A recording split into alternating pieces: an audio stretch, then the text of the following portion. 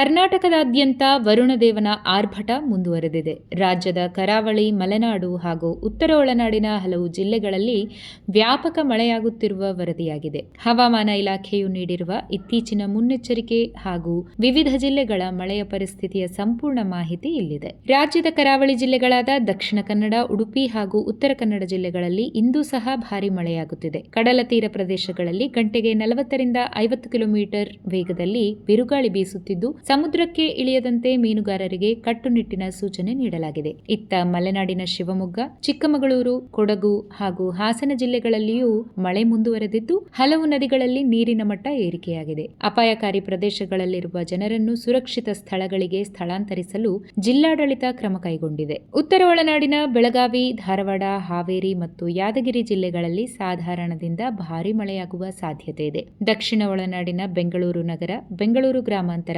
ಮಂಡ್ಯ ಹಾಗೂ ಮೈಸೂರು ಜಿಲ್ಲೆಗಳಲ್ಲಿ ಮೋಡ ಕವಿದ ವಾತಾವರಣವಿದ್ದು, ಸಂಜೆ ಅಥವಾ ರಾತ್ರಿಯ ವೇಳೆ ಮಳೆಯಾಗುವ ಮುನ್ಸೂಚನೆ ಇದೆ. ರಾಜಧಾನಿ ಬೆಂಗಳೂರಿನಲ್ಲಿ ಇಂದು ದಿನಪೂರ್ತಿ ತಂಪಾದ ಗಾಳಿ ಹಾಗೂ ಜಿಟಿ ಮಳೆ ಮುಂದುವರಿಯಲಿದೆ. ಬಂಗಾಳ ಕೊಲ್ಲಿಯಲ್ಲಿ ಉಂಟಾಗಿರುವ ವಾಯುಭಾರ ಕುಸಿತದಿಂದಾಗಿ ಒಡಿಶಾ ಮತ್ತು ಪಶ್ಚಿಮ ಬಂಗಾಳಕ್ಕೆ ರೆಡ್ ಅಲರ್ಟ್ ನೀಡಲಾಗಿದೆ. ಇತ್ತ ಉತ್ತರ ಭಾರತದ ಹಿಮಾಚಲ ಪ್ರದೇಶ ಹಾಗೂ ಉತ್ತರಾಖಂಡದಲ್ಲಿ ಭೂಕುಸಿತ ಮತ್ತು ಹಠಾತ್ ಮೇಘ ಸ್ಫೋಟದ ಭೀತಿ ಇದ್ದು, ಆರೆಂಜ್ ಅಲರ್ಟ್ ಘೋಷಿಸಲಾಗಿದೆ. ಪಶ್ಚಿಮ ಕರಾವಳಿ ಹಾಗೂ ನಮ್ಮ ಕರ್ನಾಟಕದ ಕರಾವಳಿ, ಮಲೆನಾಡು ಭಾಗಗಳಲ್ಲೂ ಮುಂಗಾರು ಬಿರುಸುಗೊಂಡಿದ್ದು, ಪ್ರಮುಖ ಜಲಾಶಯಗಳಿಗೆ ಒಳಹರಿವು ಗಣನೀಯವಾಗಿ ಹೆಚ್ಚಾಗಿದೆ.